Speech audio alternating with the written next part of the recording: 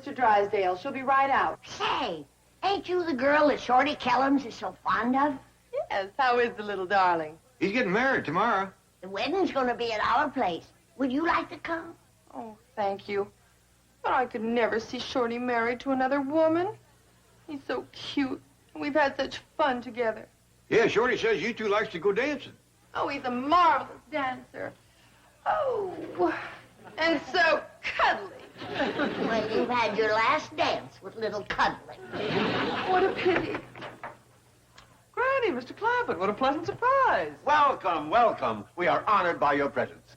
Was we supposed to bring presents? Reckon so. No, I simply meant... Oh, come in. Thank you.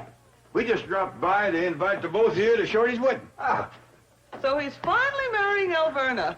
That's right. when is the happy event?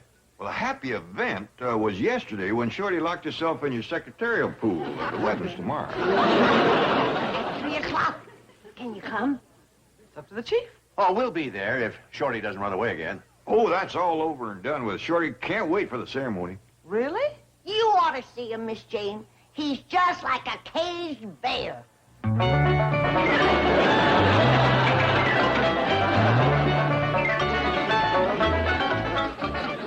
Have a heart, Alverna. Let me out of that blasted bear cage. Stop complaining about this cage. It's my wedding present from Mayor Heller. Why couldn't he give you silver like other people? He wisely decided this would be more useful. Oh, it's beautifully constructed. He built it himself. Gone that Chad Heller, he has to be a blacksmith. You got no one to blame but yourself. You had to go running away, going to see those pretty secretaries at the bank. You call them girls pretty? Why, compared to you, they's a bunch of scarecrows. And why'd you keep going to see him? So I'd enjoy seeing you all the more, sweetie pie. After you look at a bunch of turkeys, you appreciate the peacock. Oh, sure. You gorgeous creature. Stop that. Your regular love got it. You got a man wild. If I was out there, I'd grab you and kiss you. Oh, well, if you feel that way, I'll unlock the cage. That's my sweet baby. And come inside with you. Forget it. Folks will talk. I don't want to sully your lily white reputation. You're right, dear. We'll both be strong. I'll finish preparing your lunch. I'm baking you a cake. Put a saw in it. What was that? Oh, I said I saw it. It's a beauty.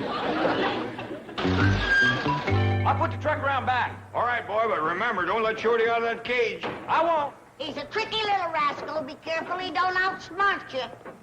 Outsmart me? Did you hear that, Uncle Jed? I heard it. Granny, this here is a 6th grade brain. Ain't no little country rube like Shorty Kellums gonna outsmart this. I got an IQ that's way up yonder. I'm what you call a giant intellect. All right, Giant, just don't let the man out of the cage. What does that mean when you do that? Oh, that there is sign language.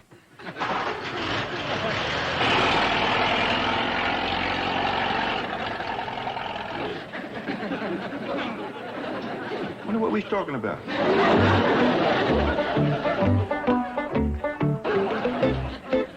Hey, Jethro.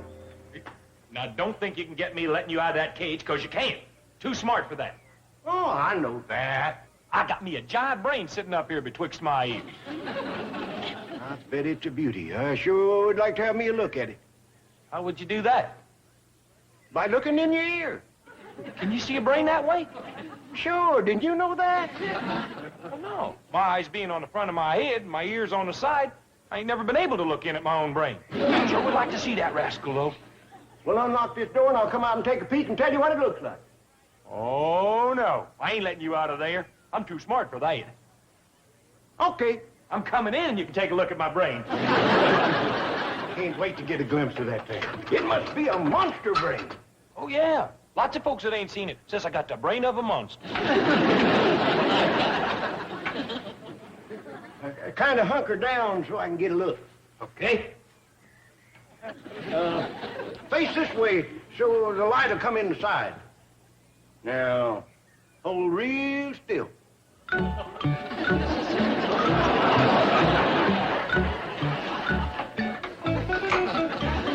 Hey, what do you think you're doing? Too dark in there to see you, Brain. I'm going to go get a flashlight. Well, I wasn't supposed to let you out. You didn't. I let myself out. Oh. Well, in that case, Uncle Jed can't get mad at me. Of course you can. See you later. Hey, Shorty, Yeah, Jethro. Granny said not to let you outsmart me. You didn't, did you? How could I outsmart a brain like yours? What am I worried about? All right, now, Shorty, you're gonna... Jethro. Jed, What are you doing in there? waiting for Shorty to come back with a flashlight. What does he need with a flashlight? He's gonna shine it in my ear, see can he catch a glimpse of my giant brain. He told you that? Well, yes, sir. Can't hardly blame him for wanting to see what's inside this head. True. Often wondered what's in there myself. All right, come on out, boy.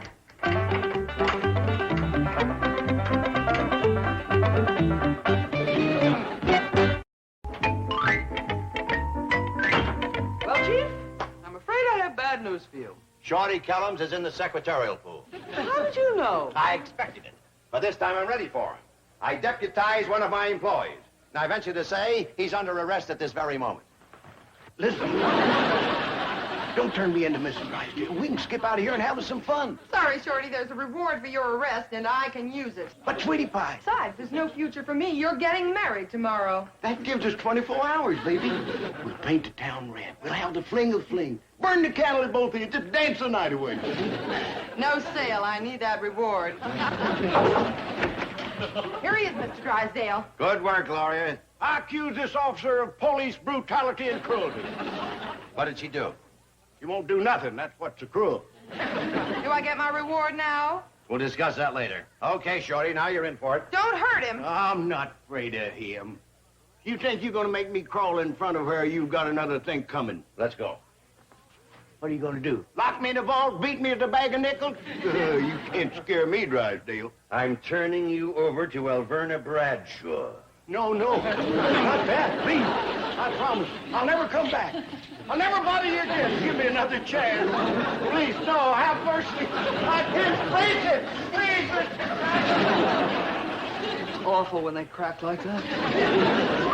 Chief, look at Shorty's car. He'll certainly never escape in this. Yeah, I'll say he won't. It looks like the handiwork of that master blacksmith, Mr. Heller. It is. Well, thanks for fetching over the prisoner. I mean the groom. I hereby remand him into your custody, Mr. Clavitt. Now, I hope you can keep him secure until the wedding. Well, I'll do my best, but I sure am going to miss old Shad. Mayor Heller's gone? Yes, ma'am. He had to go back to Silver Dollar City. See, with everybody gone, the population's dropped down to 24. I don't understand. Well, he's got to go back to get it back up to 25 so that the town can qualify for government aid. I wish we might have said au revoir. Two of the most beautiful words in the whole language. Chief, au revoir is French.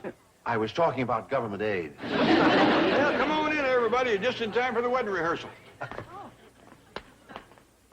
You mean you ain't going to put me back in the cage? That's right. You're going to practice with Alverna, saying I do. Put me back in the cage. Ready, Mr. Clavitt and Bride? I'm ready.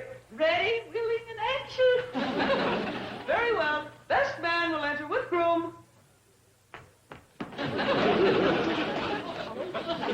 If I'm going to be handcuffed to the best man, could we get one with shorter legs?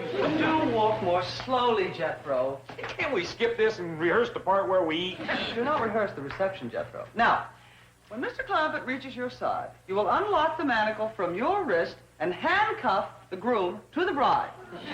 Don't you even trust me to stick around during the ceremony? Orders are orders. Now, Mr. Clavitt, when you give the bride away, well, perhaps I'd better come up there and explain it to you. Jethro, we best rehearse the part where you unlock the handcuff. Good idea. Did she say to unlock yours or mine? Mine. Hey.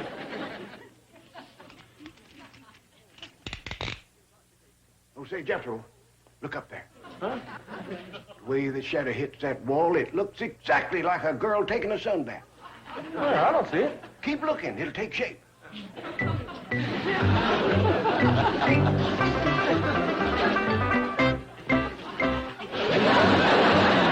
Shorty, doggone doggone if I can see a girl up there taking a sunbath. What's going on? Granny, this ain't gonna be no shotgun wedding. It might have to be if the boy Boob here keeps letting the groom get away. Did you get away, Shorty? No. He tried, but he didn't make it. See, Uncle Jed, you got the giant brain on your side. I'm afraid so. Well, things are slightly out of order, but let's proceed. Will the bridesmaid and flower girl come take your places? Oh, very nice. Yes, right here beside the bride, Ellie Mae. You ready, Chief? All ready. Fine. Proceed, Chief. Dearly beloved, we are gathered here to witness the joining together of this couple in happy wedlock. As I perform this ceremony, I'm struck by the thought that getting married is like opening a joint account at the Commerce Bank of Beverly Hills, where your savings earn a full 5%. And where... All right, Chief. That will do. But Granny wants to hear the words. They make her cry. Them don't. They certainly make me unhappy. Friends, let's take it again from the top. Everybody back to your places. Can I stay and watch? Of course. Chief, please, no commercials this time. Well, okay, if you want the same old dull ceremony you've heard 100 times. We do. Ready, Mr. Closet? Ready? Ready, Ellie Mae? Ready. Ready, Jethro? Ready. Well, the best man ever with the groom. Jethro, where's Shorty? Well, I'll be doggone. He disappeared. You done it again, Super Boob. You let yourself get outsmarted. Did Shorty outsmart me? No, the ape did. Oh, that's good. Shorty, I gotta be careful of. Where's Shorty? Don't tell me he's run away again. I'm afraid so, Elverna. Oh, I hope I won't appear oversensitive. But I'm beginning to get the suspicion that Shorty doesn't want to go through with this wedding. Oh, no. He just got a bad case of what you call bridegroom jitters. Worst I ever seen. All right, let's get on with the wedding rehearsal. Dearly beloved, we are gathered here to join this couple in happy wedlock. Chief, don't you see who is handcuffed to the best man? Personally, I see very little difference. Oh, I'm never gonna get married. Now, Berta, don't cry. Shorty will be here for the wedding, I promise. I know where he's headed, Miss Jane. So do I. The secretarial pool. He ain't had time to get far. Let's jump in your car and head him off. My car's gone. I know who done it. Shall I call a cab? No, it ain't far to the bank. You go in and comfort the bride. I'll fetch the groom home. Shorty! Shorty Kellum! What do you want? Shorty, you're getting married to Elverna Bradshaw in 24 hours. Now, why don't you just give up and face it? Jed, I know my time's running out, but I ain't giving up hope. Say hello to hope.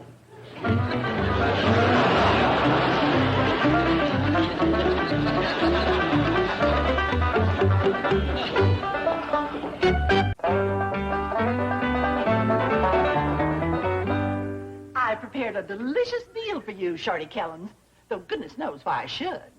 Ain't every condemned man entitled to a last meal? You keep talking that way, and I might just call off our wedding. Is that a promise? That's insult number 2. Try to behave like a gentleman. I appeal to you as a man. You don't even appeal to me as a woman. That's number 3. Now, how do I have to go to reach a magic number? Sticks and stones may break my bones, but we're getting married in the morning.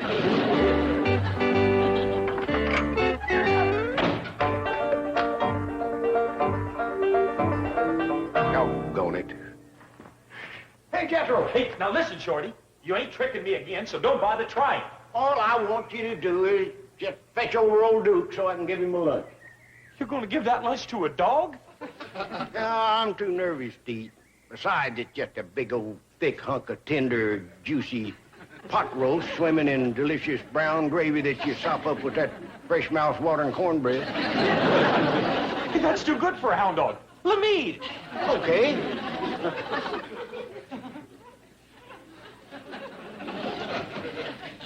Boy, that smells good. Hey, I'm starving. Here. Tough luck, Jethro. It won't go through the bars. Call Duke. I'll throw it out on the ground. Oh, no, don't do that. I'll come in and get it. Shorty, I have your word of honor that you won't leave this cage. My word of honor, that is the last thing on my mind. Okay.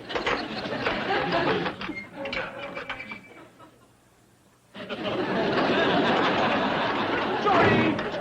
You give me your word that leaving this cage was the last thing on your mind. It is. First, last, and only thing. Go on, get moving. Well, Chief, here's your deputy. Some deputy. You were supposed to arrest Shorty if he came in the secretarial pool. And you were supposed to give me a reward. Okay. If Shorty shows up again and you arrest him and bring him here, you'll get your reward. How much?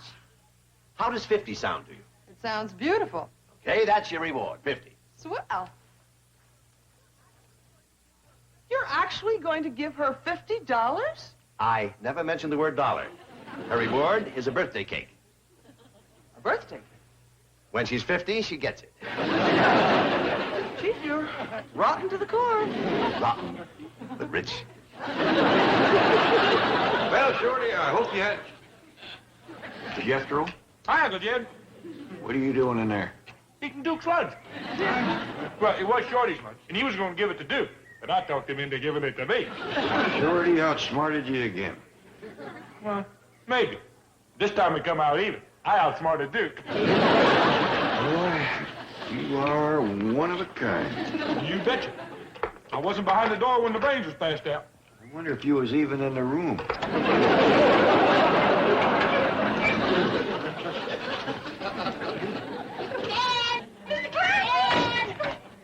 What's the matter? Good news. Mr. Drysdale just called. And that 3-day waiting law has been revoked. Verna and Shorty can get married right away. Shorty, darling, come on out, sweetheart. We're going to get married immediately. Angel! Honey lamb! He's gone. That little worm. Mr. Clammett, Milburn Drysdale. You got my good news? Well, Shorty and Alverna can become bride and groom immediately. Well, yes, sir, except for one thing. We ain't got no groom. Don't worry about that. I've got him. He's sitting here handcuffed to my deputy. And listen, this time let's take no chances. We'll have the wedding right here in my office. My doggies, that's a dandy idea. I'll get duded up and fetch a bride right over. Miss Hathaway's already on her way to pick you up. Yes, I've even sent for the judge. This time there'll be no slip-up. See you here. Bye. Under no circumstances are you to unlock those handcuffs, understand? Yes, sir. Good. How about my 50? Don't worry, you'll make it. Well, Gloria, I reckon this is it. Yes. I'm sorry, Shorty. Not as sorry as I am. We had us good times together. We sure did. How about one last dance? I'd love it.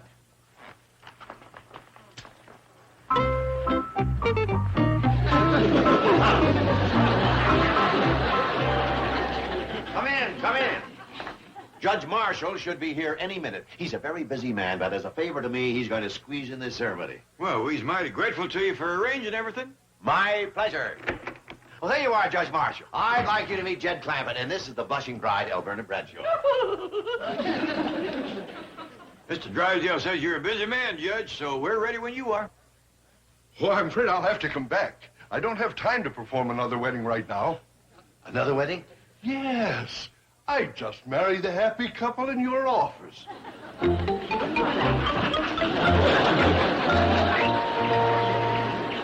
two are married? That's right. Shorty, kill him! You can't do this to me! Werner, will you keep your voice down? We're on our honeymoon. I want this marriage annulled immediately. I'll see to it.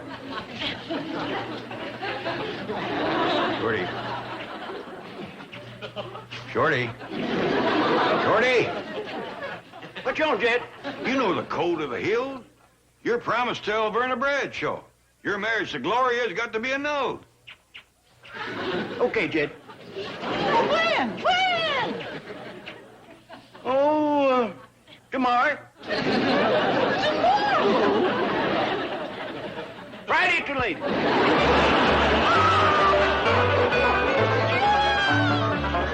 Yeah. And why'd you let the judge marry the Gloria? 2 reasons, Jed. She's one, and she's the other. I was too late. The judge had already left the building. Oh! Don't worry. I'll call his office. We'll get this marriage annulled. Well, am I in time for the wedding? You just missed it. Oh, there. A bride shouldn't cry. A bride should be happy. She is. That's why I'm crying. Mr. Killens, excuse me, did you marry Gloria? Yes, Mom. Come on, Gloria. Hold on. Where do you think you're going? You're getting mighty crowded in here for a honeymoon. You ain't going on no honeymoon. You're going to have this wedding annulled. Okay, Jed. Come on, Gloria. Where do you think you're going now? We're going to one of them nice annulment places like Hawaii or Paris. You ain't going no place with this woman. Can't help myself, Jed. We's handcuffed to one another. Hathaway, unlock those stupid handcuffs. He's all yours, Mrs. Bradshaw. All right, Shorty Kellums, let's go home. Yeah, Werner? You ain't gonna lock me in the cage again, are you? I am, and you're going to stay there until we become Mr. and Mrs. L. Verna Bradshaw. I'll grab you along, Mrs. Bradshaw. Doing you a favor unlocking these. Actually, I should handcuff you to your typewriter until the annulment. Now, back to your desk, Miss Buckles. The name is Mrs. Kellums. And what makes you think I want an annulment?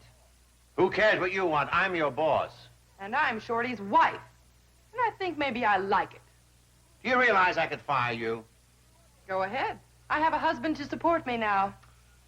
Do you know what you need, young lady? You need a good old-fashioned paddling, and you're going to get it right now.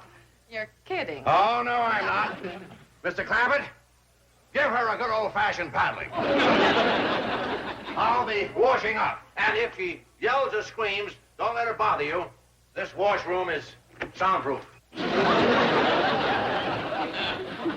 Don't mind Mr. Drysdale. He gets mighty worked up. So you think he'd like to stay married to Shorty, would you? Well, let's face it. It's one way out of this detention home for underprivileged secretaries. Well, I can't blame you for wanting to be married. A fine-looking young woman like you ought to have a husband. Well, thank you. Those are the first kind words I've heard in this bank. Sit down. Ever been back in the hills? No. Ever been on a farm? No, I've been a city girl all my life. Well, you know, Shorty's place back in the hills is sort of out in the country. That sounds groovy. I've always wanted a country place. Well, you might just gotten to it. Wouldn't you like to see what a farm is like before you pull up stakes and move back there? Could I?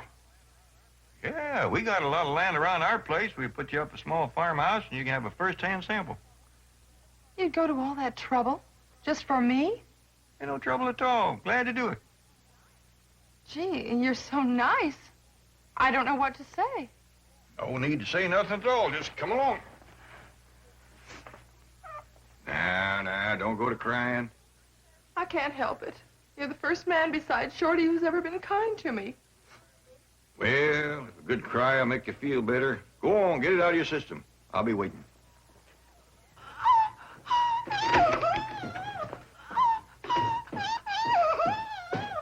And let that be a lesson to you.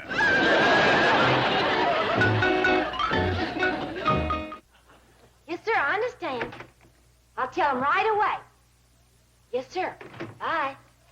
Something wrong, Ellie? No, ma'am. Pa wants us to commence putting up the little old cabin out back. The little old cabin? What for? Pa says he's fetching home a girl to live in it. Land sakes, he's gone and got himself married. You reckon? Of course. I've seen it happen before. Marriage is kitchen. He was standing there watching Shorty marry old Verna, and the fever struck him. Hot diggity dog, I'm gonna have me a ma. Wonder who he married. Well, it must be a country girl, because he wants Jethro to get him some chickens and hogs and a cow right away. Honeymoon couple's coming up the driveway. Which one? A Shorty and Elverna. Oh, here. Grab rights, everybody.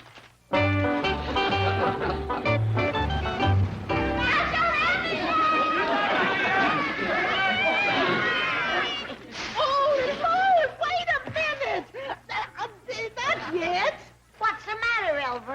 You got married, didn't you? He did. I didn't. Now, Verner, there's no such thing as being half married. You gotta be husband and wife. You can't be husband and friend. Don't be too sure, Granny. This here's Hollywood. I'll explain later, Granny. Right now, I gotta lock this little twerp up in his cage. Come along, you miserable little weasel. Yes, dear. Come in, dear. They sure talk like husband and wife. Miss Jane, can you clear up this mystery? I'd better let Mrs. Bradshaw do that. I have to hurry back to the bank.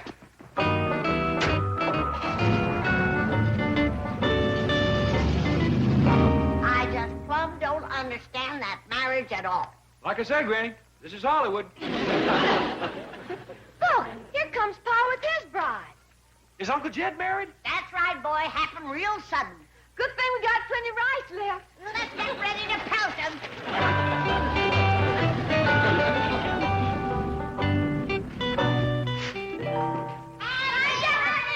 Congratulations, Dr. Jed. Congratulations. When I say congratulations, I really mean it. You sure got the best part of this deal. Hold on now, hold on. Y'all are making a mistake. What do you mean? You two got married, didn't you? She did. I didn't. Oh, no. Another Hollywood marriage?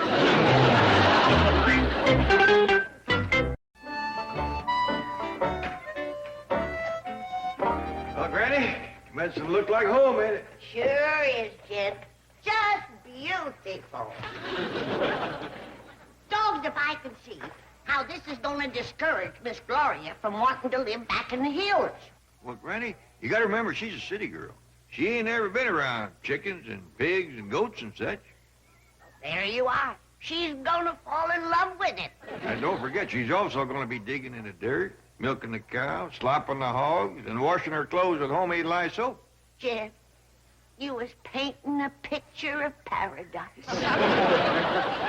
What's paradise to you might not be to Miss Glory. Hi, Ellie. Hi, Gloria. Well, look who's here. Howdy, Miss Gloria. Hello. Welcome to a back-in-the-woods farmhouse. Shorty's house like this? Oh, no. But the two of you can fix it up till it's pretty near this nice. You're joking. No, he ain't. It'll take a lot of work, but farm women get used to that.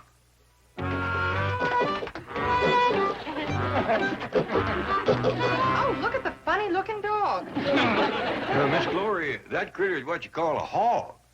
Yeah, that's where you get ham and bacon and sausage. Really? I get mine at the supermarket. Oh, Jed, we've got our work cut out for us. Yeah. I think maybe first off, Miss Glory had best change into some work clothes. Oh, I wear this dress to work. Well, you won't when you live on the farm. Ellie may take her and get her into some back-home work done. Yes, ma'am, Granny. Come along, Miss Glory. See you later. Shorty, Mr. Drysdale and I have set the wheels in motion for the annulment. Oh, that's good news, Hilbert. Let me out and we'll celebrate. Not yet. I still don't trust you. Oh, but I brought you a magazine to help while away the time. Horse breeding? Exactly. After we're married, we're going to get rid of those moth-eaten mules on your farm and start raising thoroughbred racehorses. Swell. I'll enjoy that. But what I'd really enjoy is some smooching.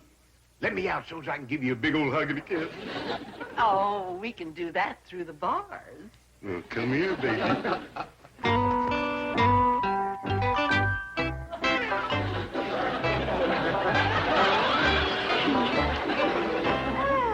Oh, that's enough. Yeah, that did it. Did what? Well, fill me with ecstasy. Now, how about filling me some of them delicious victuals of yours? I'll go stick something in the oven. Make it your head. What was that? Oh, I said it's great to be fed. Boy, Shorty, the way you swiped that key was really slick. Oh, Jethro, did he take my key? Ain't he something? You didn't know it, did you? Let's have it. We'll put it here where it'll be out of the reach of pickpocks. pockets. Thanks a lot, Jethro. Well, you deserve to be praised. That was real slick. Hey, what's that magazine, huh? Never mind. You're too young to see this. Oh, one of those, huh? Craziest magazine I ever seen. Oh, come on, Shorty, let me see it. Never mind, Jethro. I wouldn't dare let a magazine like this out of the cage. Well, then I'll come in and see it. Oh, no. It ain't for the eyes of a boy like you. Why, this picture'd drive you crazy. Prettiest filly I ever seen. Look at them beautiful legs. I'm coming in. Oh, is she built, and not a stitch on her.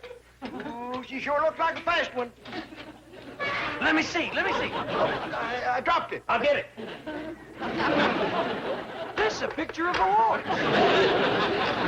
Yep, prettiest filly I ever seen. Go on, you, Shorty. Did you outsmart me again? I know, Jethro. You outsmarted me. Are you sure? You wound up the magazine, didn't you? Yeah, that's right, I did. Go on, Jethro. Go on, Jody.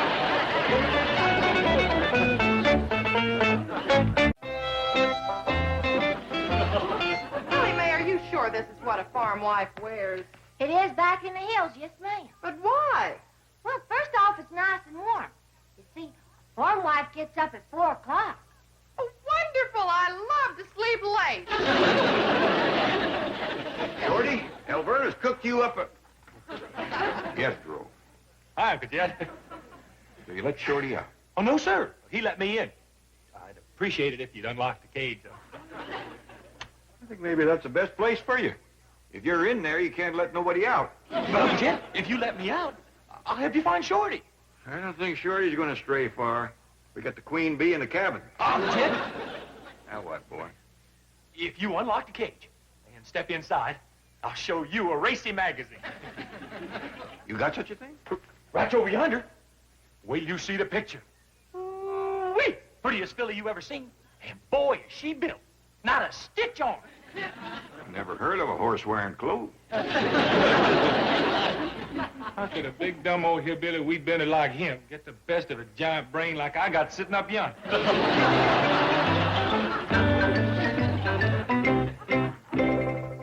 Hey, Cousin Bessie, come here, I want to talk to you.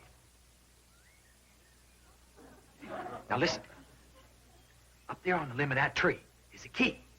Now if you get that key and unlock the cage, let me out, I'll give you a banana. Yeah, I got a banana here. And you can have it. You just get the key. Go, get it. Get it. That's it. That's it. Now, come on. Now, put the key in the lock and turn it. Remember, you're going to get a banana. Big old yellow rascal. Just right for eating. That's it. That's it. Now, take the lock out and open the door. Good. Good. That's fine. Hey, you're so smart. Here, I'll take this. Sit up here and eat your banana. So on, Cousin Bessie.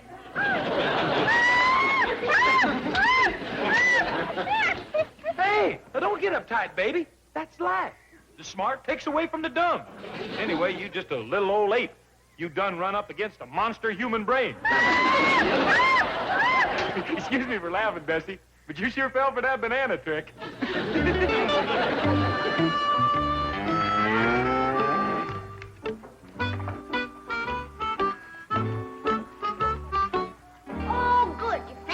The cow. Yep. Quick as Miss Glory tries her hand at milking, I'm going to hitch up the donkey and let her have a go at plowing. She's a big, strong girl, Jed. Most likely do fine. Here's Miss Glory, ready to commence learning her chores. Fine and dandy. We'll take milking first. What's this for? Oh, that's to catch the milk. Now come on over to old Bossy the cow and we'll get started. Okay. Hi, Bossy. Nice cow. Miss Glory, this here is a donkey. They don't give milk. Oh, what do they give? Mostly trouble. This is a cow. Now, Gloria, you sit on this stool and you put your bucket under there.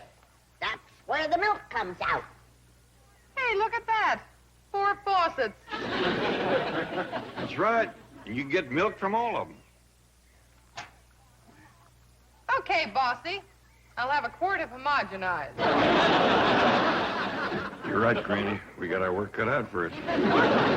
Get up, Gloria. I'll show you how it's done. Hey, Granny, you got any victuals in the cabin? No, boy, and don't bother me. I'm busy.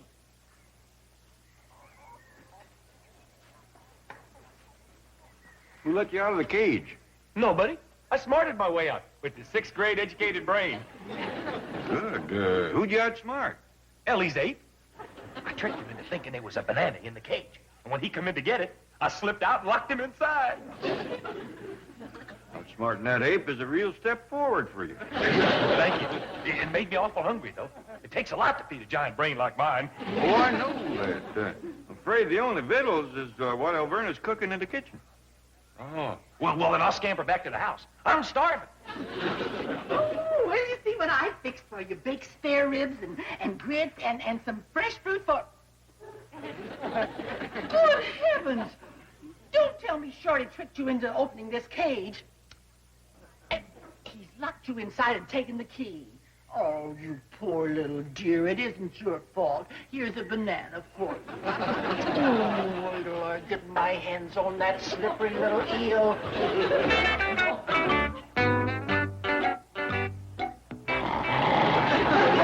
There really was a banana in there. Hey, you give me that. That's mine. Well, and I'm coming in there and get it. That's mine, and I'm starving.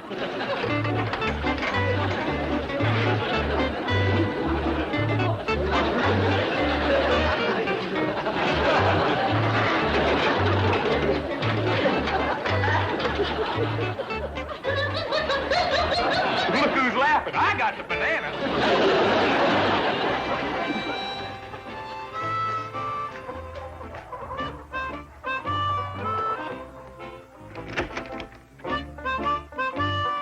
Granny, your curtains is up. Oh, fine, Jed. Well, how's Miss Glory doing with her chores? Oh, she's strong and willing, Jed.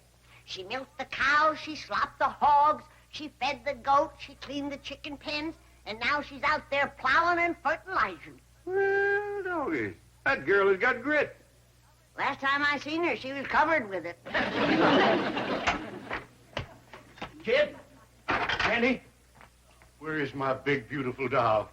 You mean Alverna or Glory? I said beautiful, Jed. That narrows it down to Glory. She's out learning to do farm chores. Oh, ain't that wonderful? What a wife she's gonna be. I done found me the perfect woman. She's beautiful. She's hardworking and she loves me. I don't need to love you. Let go.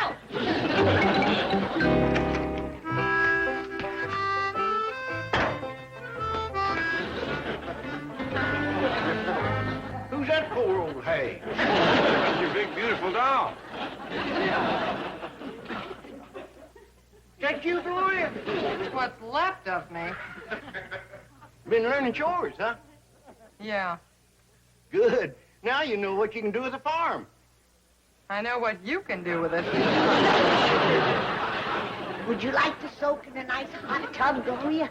Would I? Well, here's the tub. All you have to do is heat the water and throw a cake of lye soap in it. Isn't there a bathroom? Oh, sure. Right through that door yonder.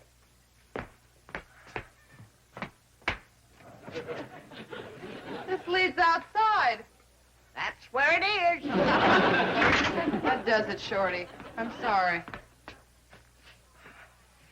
I belong behind a desk, not a plow. Shorty!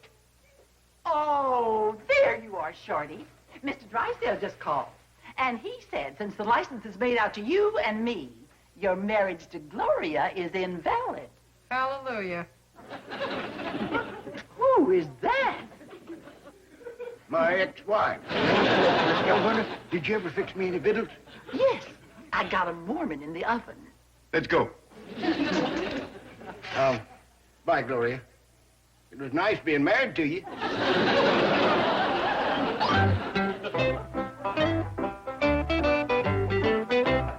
Who put you back in the cage, Shorty? I put myself in, Jed. Why? Verna was commissioned to look good to me. See you later, Shorty. Go, kid. The Ballad of Jed and the Black Gold. Come and listen to the story about a man named Jed. The poor mountaineer barely kept his family fed. And then one day he was shooting at some food, and up to the ground come a bubbling crude. Oil, that is. Black gold. Texas tea. Well, the first thing you know, old Jed is a millionaire. The kinfolk said, "Jed, move away from there." Said, "California is the place you ought to be." So they loaded up the truck and they moved to Beverly Hills, that is. Swimming pools. Movie stars. The Beverly Hillbillies. Jane Hathaway stepped out of the grand estate, looking anxiously toward the driveway. "I hope she ain't ailing," Jed Clampett murmured, tilting his hat back as he watched her approach. "Oh, no. She is in with Mr. Drysdale," a companion replied. "She will be right out." Jane smiled as she greeted the young woman standing nearby. "Hey, ain't you the girl that Shorty Kellums is so fond of?" "Yes. How is the little darling?" the girl asked with a bright smile. "He is getting married tomorrow," Jane announced, her voice filled with excitement. "The wedding is going to be at our place. Would you like to come?" "Oh, thank you," the girl said, her expression shifting to one of wistful sorrow. "But I could never see Shorty married to another woman. He is so cute. We have had such fun together." "Yeah, Shorty says you two likes to go dancing," Jed recalled, nodding along. "Oh, he is a marvelous dancer," she sighed. "Oh, and so cuddly." Granny, stepping up beside Jed, scoffed loudly and crossed her arms. "Well, you have had your last dance with little Cuddly." "What a pity," the girl murmured, shaking her head. At that moment, Milburn Drysdale opened the front door of the bank, his face lighting up with a practiced, welcoming smile. "Granny, Mr. Clampett, what a pleasant surprise. Welcome, welcome. We are honored by your presence." Granny blinked, looking at his empty hands. "Was we supposed to bring presents? You got a ring to show us?" No, I simply meant," Drysdale stammered, quickly waving them inside to cover his embarrassment. "Oh, come in. "Thank you," Jed said, stepping into the cool, air-conditioned lobby. "We just dropped by to invite the both of you to Shorty's wedding." So he is finally marrying Alverna," Jane said, clasping her hands together. "That is right. When is the happy event?" "Well," Jed scratched his chin, "the happy event was yesterday when Shorty locked herself in your secretarial pool. The wedding is tomorrow. 3:00. Can you come?" Jane turned to her boss. "It is up to the chief." "Oh, we will be there if Shorty does not run away again," Drysdale said with a chuckle. "Oh, that is all over and done with," Jed assured him. "Shorty cannot wait for the ceremony." "Really?" Jane asked, skeptical. "You ought to see him, Miss Jane," Jethro Bodine piped up from the back. "He is just like a caged bear." The groom in the cage. Back at the Clampett estate, a heavy iron bear cage sat in the middle of the yard. Inside, Shorty Kellums paced back and forth, gripping the bars and glaring out at his bride-to-be. "Have a heart, Alverna," Shorty pleaded. "Let me out of this dead, blasted bear cage." Alverna Bradshaw stood outside, smoothing her dress and looking entirely unmoved. "Stop complaining about this cage. It is my wedding present from Mayor Heller. Why could not he give you silver like other people?" Shorty groaned, rattling the iron door. "He wisely decided this would be more useful," Alverna replied smoothly. "Oh, it is beautifully constructed. He built it himself." "Don't go on that chat, Heller," Shorty muttered. "He has to be a blacksmith." "You got no one to blame but yourself," Alverna reminded him, tapping her foot. "You had to go running away, going to see those pretty secretaries at the bank." Shorty widened his eyes, trying to look innocent. "You call them girls pretty? Why, compared to you, they is a bunch of scarecrows." "Then why did you keep going to see them?" Alverna asked, narrowing her eyes.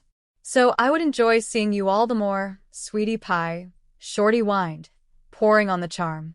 "After you look at a bunch of turkeys, you appreciate the peacock." Alverna gasped, her heart melting instantly. "Oh, Shorty, you gorgeous creature." Stop that, Shorty urged, seeing his chance. Your regular love got it. You got a man wild. If I was out there, I would grab you and kiss you. Oh, if you feel that way, I will unlock the cage, Alverna said, reaching for the keys. That is my sweet baby. Come inside with you. Shorty smirked, but Alverna suddenly froze, pulling her hand back. Forget it. Huh. Shorty blinked. Folks have talked, Alverna said firmly, stealing her resolve. I told her to sell you your lily-white reputation. You are right, dear. We will both be strong. I will finish preparing your lunch. I am baking you a cake. Shorty sighed heavily. Put a saw in it. What was that? Alverna asked, turning around. I said I saw it. It is a beauty, Shorty covered quickly, flashing a fake smile. Jed and Jethro walked up to the side of the yard just as Alverna walked away. I will put the truck around back, Jed told his nephew. All right, boy, but remember, don't let Shorty out of that cage. I won't, Jethro promised, puffing out his chest. He is a tricky little rascal. Be careful he don't outsmart you. Outsmart me? Jethro laughed heartily, looking over at the cage. Did you hear that, Uncle Jed? I heard it. Really? This here is a 6th grade brain. Ain't no little country rude like Shorty Kellums who is going to outsmart this. I got IQ that is way up yonder. I am what you call a giant intellect. All right, giant, Jed said, walking toward the truck. Just don't let the man out of the cage. The giant intellect. Shorty watched Jed leave, then turned his attention to Jethro. He began waving his hands rapidly, making intricate gestures in the air. Jethro stared at him, completely baffled. What about me when you do that? Oh, that there is sign language. I wonder what he is talking about. Hey, Shorty. Now don't think you can get me letting you out of that cage, because you can't. Too smart for that. Oh, I know that, Shorty said, leaning against the bars with a look of deep admiration. I got me a giant brain sitting up here betwixt my ears. I bet it is a beauty, Jethro said proudly. I sure would like to have me a look at it. How would you do that? Shorty asked, playing along. By looking in your ear, Jethro explained earnestly. Can you see a brain that way? Shorty asked, feigning ignorance. Sure, didn't you know that? Jethro asked, feeling highly superior. Well, no, Shorty said, shaking his head sadly. My eyes being on the front of my head and my ears on the side, I ain't never been able to look in at my own brain. Sure would like to see that rascal, though. Well, Jethro hesitated, scratching his head. Unlock this door, and I will come out and take a peek and tell you what it looks like, Shorty suggested smoothly. Oh no, Jethro said, shaking his finger. I ain't letting you out of there. I am too smart for that. Okay, Shorty said instantly. I am coming in. You can take a look at my brain. Jethro smiled, delighted by the compromise. Can't wait to get a glimpse of that thing. It must be a monster brain. Oh, yeah, Shorty said as Jethro unlocked the door and stepped inside the cage. Lots of folks that ain't seen it says I got the brain of a monster.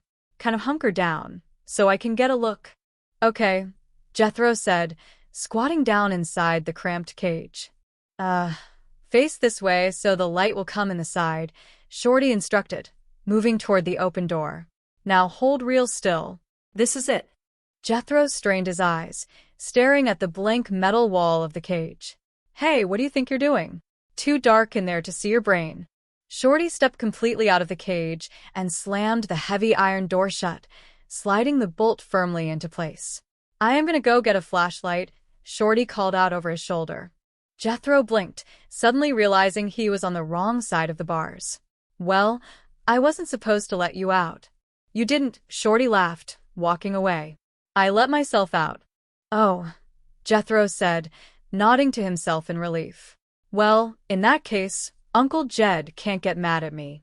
Of course he can't, Shorty agreed, waving as he headed for the gate. See you later. Hey, Shorty? Jethro called out. Yeah, Jethro? Granny said not to let you outsmart me, Jethro remembered. You didn't, did you? How could I outsmart a brain like yours? Shorty shouted back before disappearing down the road. Jethro smiled contentedly, sitting down on the floor of the cage. What am I worried about? All right, now, Shorty, you're gonna... A moment later, Jed walked around the back of the house and stopped dead in his tracks, staring at the cage. Jethro. What is up, Jed? Jethro asked cheerfully. What are you doing in there? Jed asked, crossing his arms. Waiting for Shorty to come back with a flashlight, Jethro explained. What does he need with a flashlight? Jed asked, sighing deeply. He is going to shine it in my ear, see if he can catch a glimpse of my giant brain, Jethro said. He told you that? Jed asked. Oh, yes, sir, Jethro nodded. You can't hardly blame him for wanting to see what is inside this head. True, Jed muttered, shaking his head. I've been wondering what is in there myself. All right, come on out, boy. Escapes and rewards. Down at the Commerce Bank of Beverly Hills, Jane Hathaway walked briskly into Milburn Drysdale's private office, looking grim. Well, Chief, I am afraid I have bad news for you. Shorty Kellums is in the secretarial pool. How did you know? Drysdale asked, looking up from his paperwork. I expected it, Jane replied. But this time I am ready for it. I deputized one of my employees. And I venture to say he is under arrest at this very moment. Out in the lobby, a lively commotion was echoing through the marble halls. Shorty was pulling on the arm of a stern-looking secretary named Gloria. Listen, Shorty begged. Don't turn me into Mrs. Knight. We can skip out of here and have us some fun. Sorry, Shorty, Gloria said, holding fast to his sleeve. There is a reward for your arrest, and I can use it. But 25. Besides, there is no future for me, Shorty protested. You're getting married tomorrow. That gives us 24 hours, baby. We will paint the town red. We will have the fling of fling. Burn the cattle at both of you. Just dance the night away. No sale, Gloria said firmly, dragging him toward the executive office. I need that reward. She pushed the door open, presenting the disgruntled little man. Here he is, Mr. Drysdale. Good work, Gloria, Drysdale beamed. I accuse this officer of police brutality and cruelty. Shorty shouted, puffing out his chest. What did she do? Drysdale asked, amused. She won't do nothing, Shorty complained bitterly. That is what is a cruel. Do I get my reward now? Gloria asked, looking at the bank president. We will discuss that later. Drysdale brushed her off quickly, turning his attention to the captive. Okay, Shorty, now you're in for it. Don't hurt him, Jane said, stepping forward. I am not afraid of him, Shorty barked at Drysdale. You think you're going to make me crawl in front of her, or you've got another thing coming. Let's go. What are you going to do? Lock me in a vault? Beat me to a bag of nickels? You can't scare me, Drysdale. Drysdale smiled coldly. I am turning you over to Alverna Bradshaw. Shorty's face fell instantly, his bravado vanishing into thin air. No, no. Not that. Please. I promise. I will never come back. I will never bother you again. Give me another chance. Please, no. Have mercy. I can't face it. Please. Jane shook her head as Drysdale led the weeping man away. It is awful when they crack like that. The rehearsal.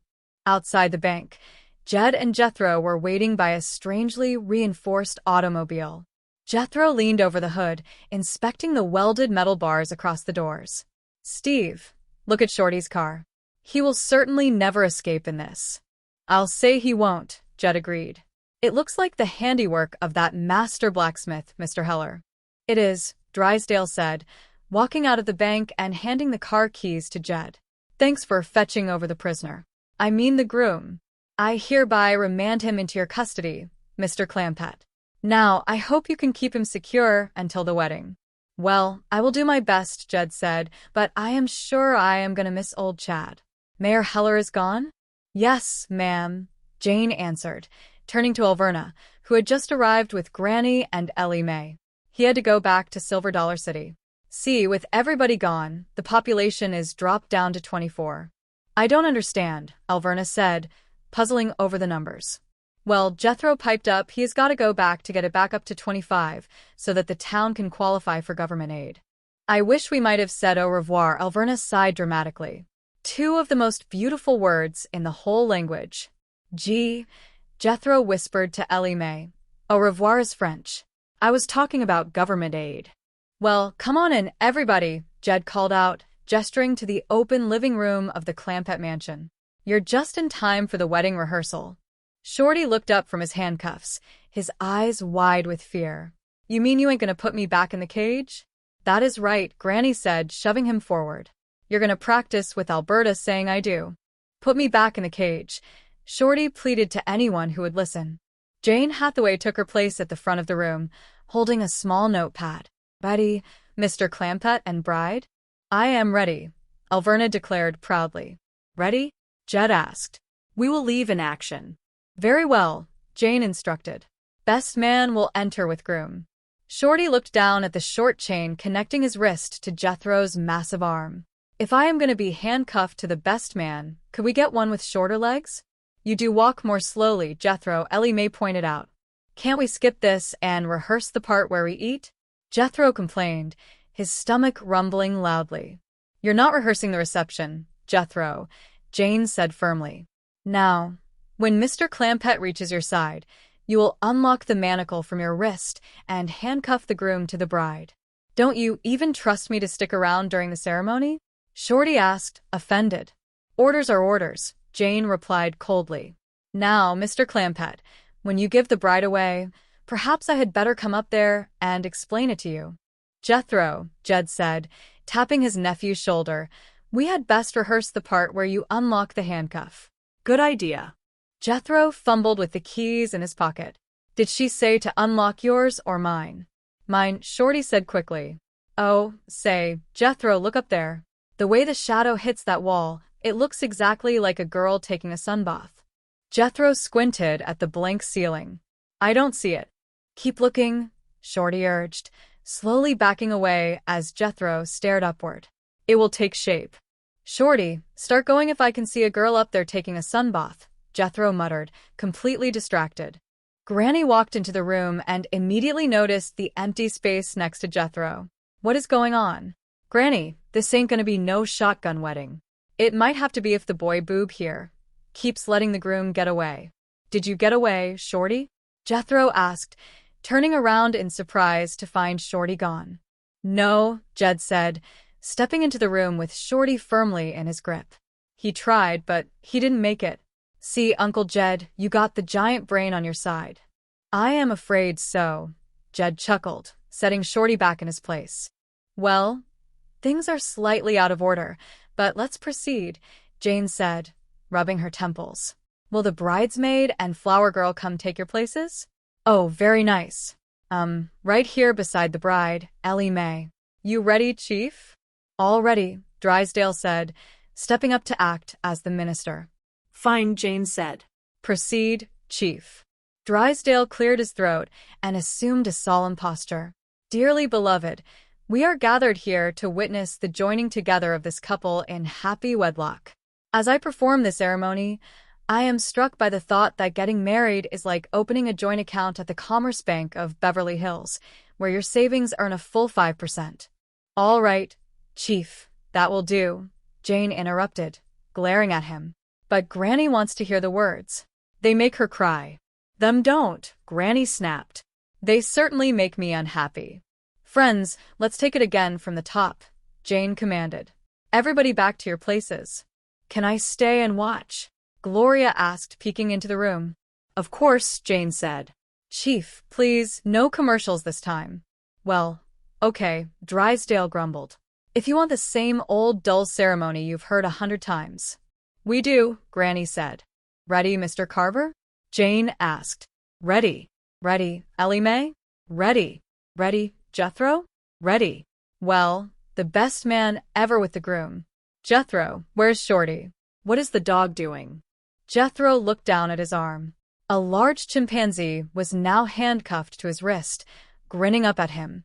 He disappeared, Jethro stammered. You've done it again, super boob. Granny shouted, throwing her hands in the air. You let yourself get outsmarted. Did Shorty outsmart me? Jethro asked, genuinely confused. No, the ape did. Granny yelled. Oh, that is good. Jethro sighed with relief. Shorty, I gotta be careful of. Where's Shorty? Alverna wailed. Don't tell me he has run away again. I am afraid so, Alverna, Jed said gently. Oh, I hope I won't appear oversensitive, Alverna said, sniffing loudly. But I am beginning to get the suspicion that Shorty does not want to go through with this wedding. Oh, no, Jed comforted her. He just got a bad case of what you call bridegroom jitters. Worst I ever seen. The search and the trap. All right, let's get on with the wedding rehearsal, Drysdale insisted, wanting to finish the day. Dearly beloved, we are gathered here to join this couple in happy wedlock. Gee, Jethro said, looking down at his hairy companion. Don't you see who is handcuffed to the best man? Personally, I see very little difference, Granny muttered. I am never going to get married, Alverna cried, burying her face in her hands. Oh, Alverna, don't cry, Jane comforted her. Shorty will be here for the wedding, I promise. I know where he is headed, Miss Jane. So do I. The secretary will pull him. He ain't got time to get far. Let's jump in your car and hit him off. My car is gone, Jane realized, checking her purse for her keys. I know who done it, Granny said, narrowing her eyes. Should I call a cab? No, it ain't part of the bank, Judd said. You go and comfort the bride. I will fetch the groom home. Judd walked out to the yard and found Shorty sitting near the empty bear cage, looking defeated. Shorty Kellums, what do you want? Shorty groaned. Shorty, you're getting married to Alverna Bradshaw in 24 hours, Judd reasoned, sitting down beside him. Now, why don't you just give up and face it? Jed, I know my time is running out, but I ain't giving up hope, Shorty said stubbornly. Say hello to hope. Alverna walked out of the house carrying a large tray. I prepared a delicious meal for you, Shorty Kellums, though goodness knows if I should. Ain't every condemned man entitled to the last meal? Shorty muttered. You keep talking that way, and I might just call off our wedding, Alverna threatened. Is that a promise? Shorty asked, his eyes lighting up. I am sorry, Miss Jane, Alverna said, turning to Jane, who had followed her out. That is insult number 2. Try to behave like a gentleman. I appeal to you as a man. You don't even appeal to me as a woman, Shorty retorted. That is number 3, Alverna gasped. Now how do I have to go to reach a magic number? Sticks and stones may break my bones, but we're getting married in the morning. Oh, gone it. Shorty was put back into the cage for safekeeping. A few hours later, Jethro walked out to the yard, holding a large plate of food. Hey, Jethro, Shorty called out. Hey, now listen, Shorty, Jethro said defensively. You ain't tricking me again, so don't bother trying. All I want you to do is just fetch over old Duke, so I can give him a lunch, Shorty said through the bars, looking sorrowful. You're going to give that lunch to a dog? Jethro asked, his eyes wide as he looked at the tray. Oh, I am too nervous to eat, Shorty sighed. Besides, it is just a big old thick hunk of tender, juicy pot roast swimming in blood. And a delicious brown gravy that you sop up with that fresh-mouthed water and cornbread. Hey, that is too good for a hound dog, Jethro said, his mouth watering. Let me eat. Okay, Shorty agreed. Boy, that smells good, Jethro mumbled, reaching for the plate. Hey, I am starving. Here, Shorty said, holding the plate back. Careful up, Jethro. It won't go through the bars. Call Duke. I will throw it out on the ground. Oh, no, Jethro panicked. Don't do that. I will come in and get it. Shorty, do I have your word of honor that you won't leave this cage? My word of honor? Shorty asked, placing a hand over his heart. That is the last thing on my mind.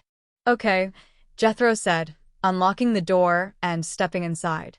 As soon as Jethro's feet crossed the threshold, Shorty slipped past him, grabbed the keys, and locked the door from the outside.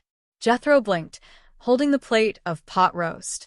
Shorty, you give me your word that leaving this cage was the last thing on your mind. It is, Shorty laughed, spinning the keys on his finger. First, last, and only thing. Go on, Jethro. The final escape and the surprise wedding. Shorty ran straight back to the Commerce Bank, hoping to find a place to hide. Instead, he ran right into Gloria in the lobby.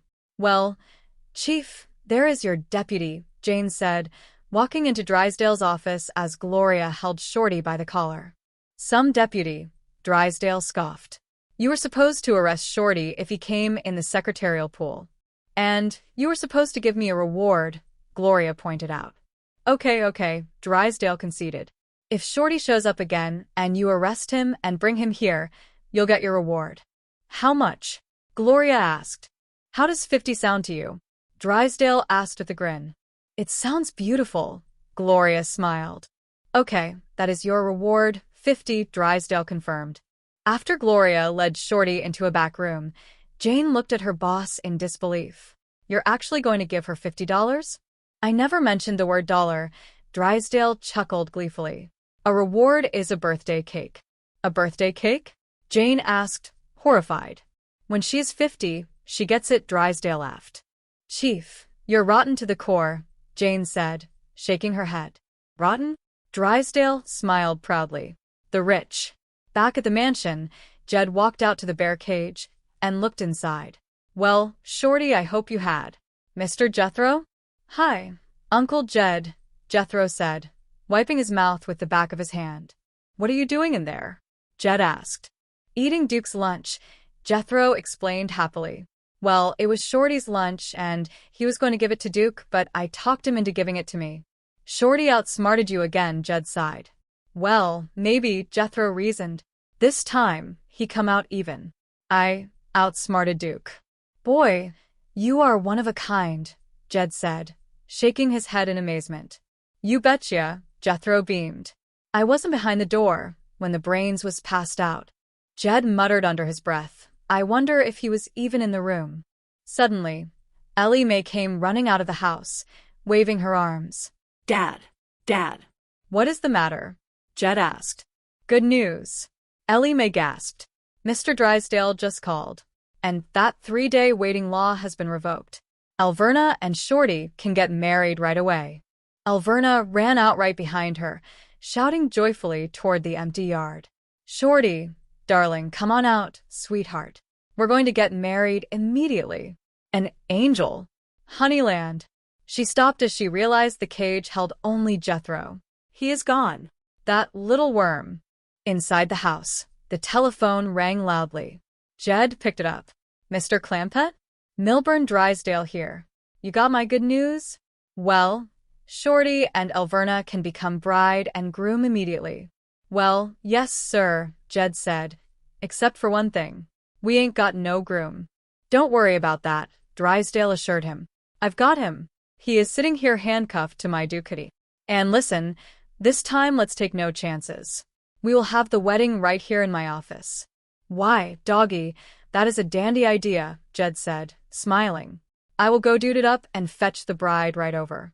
Miss Hathaway's already on her way to pick you up, Drysdale said. Yes, I've even sent for the judge. This time there'll be no slip-up. See you here. Bye.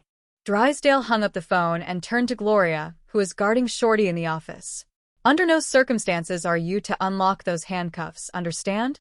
Yes, sir, Gloria said. How about my 50? Don't worry, you'll make it, Drysdale said as he walked out to greet the arrivals. Left alone, Shorty looked up at Gloria with a sad smile. Well, Gloria, I reckon this is it. Yes, Gloria said softly. I am sorry, Shorty. Well, as sorry as I am, we had us good times together, Shorty said wistfully. We sure did, Gloria agreed. How about one last dance? Shorty asked, holding out his free hand. I would love it, Gloria said, taking his hand as they began to sway together. A few minutes later, the office doors flew open. Drysdale led Jed, Granny, and Alverna into the room. Come in, Drysdale announced. Judge Marshall should be here any minute. He is a very busy man, but as a favor to me, he is going to squeeze in this ceremony. Well, we is mighty grateful to you for arranging everything, Jed said, tipping his hat. My pleasure, Drysdale beamed. The side door opened, and a distinguished man in robes stepped into the room. Well, there you are, Judge Marshall, Drysdale said. I would like you to meet Jed Clampett, and this is the blushing bride, Alverna Bradshaw. Mr. Drysdale says you're a busy man, Judge, Jed said, stepping forward. So we're ready when you are. Well, I am afraid I will have to come back, Judge Marshall said, adjusting his glasses. I don't have time to perform another wedding right now. Another wedding? Drysdale asked, confused. Yes, the judge explained, pointing toward the inner office. I just married a happy couple in your office. Shorty and Gloria walked out of the back room, hand in hand, both smiling broadly. Alverna gasped, clutching her chest. You two are married? That is right, Shorty cheered. Shorty, tell him you can't do this to me. Alberta, will you keep your voice down? Shorty laughed, pulling Gloria close. We is on a honeymoon. I want this marriage annulled immediately. Alverna screamed, stomping her foot. I will see to it, Drysdale stammered, sweating profusely. Jed walked over to Shorty, his face grave. Shorty. Shorty. Shorty, what is wrong, Jed? You know the code of the hill. Your promise to Alverna Bradshaw. Your marriage to Gloria has got to be annulled. Okay, Jed, Shorty conceded with a smirk. But when? When? Oh, Jed smiled, looking at the happy couple. Tomorrow. Tomorrow? Frankly. Weeknights at 6 on the Hallmark Channel. Maxine's job is to keep families together. In just a few minutes, you will be one big happy family, including her own. Mom, you have to stop. Stop what? I know you mean well, but you really have to let me grow up. I thought I did that already. Amy Brenneman and Time Daily in Judging Amy, Monday at 9 on Hallmark Channel. Welcome back now to. This has been a FilmWise presentation. Chapter 1. Come and listen to the story about a man named Jed. The poor mountaineer barely kept his family fed. And then one day he was shooting at some food, and up to the ground come a bubbling crude. Oil, that is. Black gold. Texas tea. Well, the first thing you know, old Jed is a millionaire. The kinfolk said, Jed, move away from there. Said, California is the place you ought to be.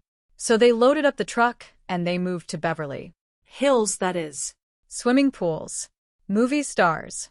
The Beverly Hillbillies. The morning sun warmed the sprawling estate as Miss Jane Hathaway walked briskly toward the main house. She hoped she is not ailing. Oh, no. She is in with Mr. Drysdale. She will be right out. Jane paused near the driveway, noticing a young woman waiting nearby. Hey, is not you the girl that Shorty Kellums is so fond of? Yes, the girl replied with a soft smile. How is the little darling? Jane shook her head lightly. He is getting married tomorrow. The wedding is going to be at our place. Would you like to come? Oh, thank you, the girl said, a hint of sadness in her voice. But I could never see Shorty married to another woman. He is so cute. We have had such fun together. Yeah, Jane recalled. Shorty says you two likes to go dancing. Oh, he is a marvelous dancer, the girl agreed enthusiastically. Oh, and so cuddly. Jane offered a sympathetic look. Well, you have had your last dance with little Cuddly. The girl sighed deeply. What a pity. Inside the grand mansion, Granny and Mr. Jed Clampett entered the lavishly decorated room where Milburn Drysdale stood waiting. Granny, Mr. Clampett, what a pleasant surprise, the banker exclaimed, rubbing his hands together. Welcome, welcome. We are honored by your presence. Granny looked around suspiciously. Was we supposed to bring presents? You got a ring to show us? No, Mr. Drysdale chuckled nervously. I simply meant. Oh, come in. Thank you, Jed said warmly. We just dropped by to invite the both of you to Shorty wedding. Mr. Drysdale said, tapping his chin. So he is finally marrying Alverna. That is right, Jed confirmed. When is the happy event? Mr. Drysdale grimaced slightly. Well, the happy event was yesterday when Shorty locked herself in your secretarial pool. The wedding is tomorrow. 3 o'clock. Can you come? Jane turned to her boss. It is up to the chief. Oh. We will be there if Shorty does not run away again, Mr. Drysdale promised. Oh, that is all over and done with, Jed said with a wave of his hand. Shorty cannot wait for the ceremony. Really? Jane asked, skeptical. You ought to see him, Miss Jane, Jed grinned. He is just like a caged bear. Chapter 2. Out in the backyard, a massive, reinforced structure loomed. Have a heart, Alverna, Shorty Kellums pleaded, his face pressed against the heavy iron bars. Let me out of this dead, blasted bear cage. Alverna Bradshaw stood outside, her hands on her hips, completely unmoved. Stop complaining about this cage. It is my wedding present from Mayor Heller. Shorty groaned. Why could not he give you silver like other people? He wisely decided this would be more useful, Alverna replied proudly. Oh, it is beautifully constructed. He built it himself. Shorty muttered under his breath. Do not go on that chat, Heller. He has to be a blacksmith. Alverna narrowed her eyes. You got no one to blame but yourself. You had to go running away, going to see those pretty secretaries at the bank. Shorty quickly switched to his most charming tone. You call them girls pretty? Why, compared to you, they is a bunch of scarecrows. Then why did you keep going to see them? Alverna demanded. So I would enjoy seeing you all the more, sweetie pie, Shorty whined. After you look at a bunch of turkeys, you appreciate the peacock. Oh, Shorty, Alverna cooed, her heart melting slightly. You gorgeous creature. Stop that. Your regular love got it.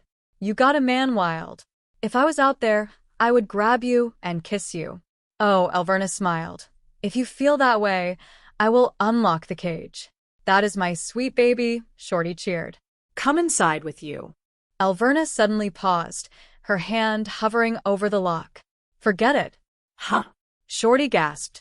Folks have talked, Alverna said primly. I told her to sell you your lily white reputation. You are right, dear. We will both be strong. I will finish preparing your lunch. I am baking you a cake. Shorty muttered darkly. Put a saw in it. Alverna blinked. What was that? I said I saw it. Shorty lied quickly. It is a beauty. Jethro Bodine walked up to the cage, jingling a set of keys. I will put the truck around back. All right, boy, Jed called out as he walked past, but remember, do not let Shorty out of that cage. I will not, Jethro boasted, puffing out his chest. He is a tricky little rascal. Be careful he do not outsmart you. Jethro laughed out loud. Outsmart me? Did you hear that, Uncle Jed? I heard it, Jed called back. Really? Jethro tapped his temple. This here is a 6th grade brain. Ain't no little country rude like Shorty Kellums who is going to outsmart this. I got IQ that is way up yonder. I am what you call a giant intellect. All right, giant, Jed said with a chuckle. Just do not let the man out of the cage. Shorty, watching Jed walk away, began making frantic hand gestures from inside the bars. What about me when you do that? Jethro asked, watching him closely. Oh, that there is sign language, Jethro muttered to himself. I wonder what he is talking about. Hey, Jethro. Now do not think you can get me letting you out of that cage because you can't. Too smart for that. Oh, I know that, Shorty said smoothly. I got me a giant brain sitting up here betwixt my ears. Jethro leaned in, intrigued. I bet it is a beauty. I sure would like to have me a look at it. How would you do that? Shorty asked, scratching his chin. By looking in your ear. Can you see a brain that way? Jethro asked, his eyes wide. Sure, did not you know that? Shorty asked. Well, no, Jethro admitted.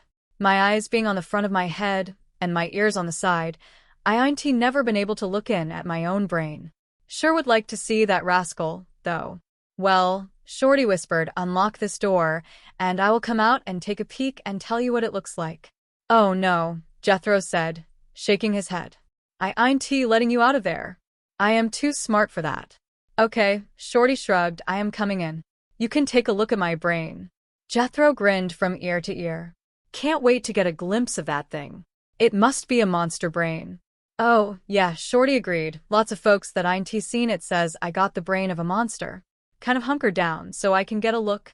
Okay, Jethro said, stepping into the cage. Face this way so the light will come in the side. Now hold real still. Shorty immediately slipped past Jethro and slammed the cage door shut, turning the key. This is it. Hey, Jethro yelled, turning around. What do you think you are doing? Too dark in there to see your brain, Shorty shouted over his shoulder. I am gonna go get a flashlight. Well, Jethro called out, I was not supposed to let you out. You did not. Shorty laughed as he ran off. I let myself out. Oh, Jethro pondered this. Well, in that case, Uncle Jed can't get mad at me. Of course he can't, Shorty voice echoed. See you later. Hey, Shorty? Jethro called out. Yeah, Jethro? Granny said not to let you outsmart me. You did not, did you? How could I outsmart a brain like yours? Shorty called back. Jethro smiled contentedly. What am I worried about? All right now, Shorty, you're gonna. Jed walked back into the yard a few minutes later and stopped dead in his tracks. Jethro. What is up, Jed? Jethro asked from behind the bars. What are you doing in there? Waiting for Shorty to come back with a flashlight. What does he need with a flashlight? Jed asked, rubbing his forehead. He's gonna shine in my ear, see if he can catch a glimpse of my giant brain. He told you that? Jed sighed. Oh, yes, sir. You can't hardly blame him for wanting to see what is inside this head. True, Jed said dryly. I have been wondering what is in there myself. All right, come on out, boy. Chapter 3. Back at the Commerce Bank of Beverly Hills, Jane Hathaway walked into Milburn Drysdale private office with a somber expression. Well, Chief, I am afraid I have bad news for you. Shorty Kellums is in the secretarial pool. Mr. Drysdale did not look up from his paperwork. How did you know? I expected it, but this time I am ready for it. I deputized one of my employees, and I venture to say he is under arrest at this very moment. Down in the secretarial pool, Shorty was holding onto a young secretary named Gloria. Listen, do not turn me into Mistress Knight. We can skip out of here and have us some fun. Sorry, Shorty, Gloria said, firmly pulling away. There is a reward for your arrest, and I can use it. But 25. Besides, there is no future for me.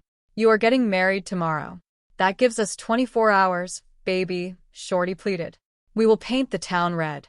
We will have the fling of fling. Burn the cattle at both of you. Just dance the night away. Gloria shook her head. No sale. I need that reward. Mr. Drysdale and Jane entered the room. Here he is, Mr. Drysdale, Gloria announced. Good work, Gloria, the banker replied. Shorty puffed out his chest defiantly.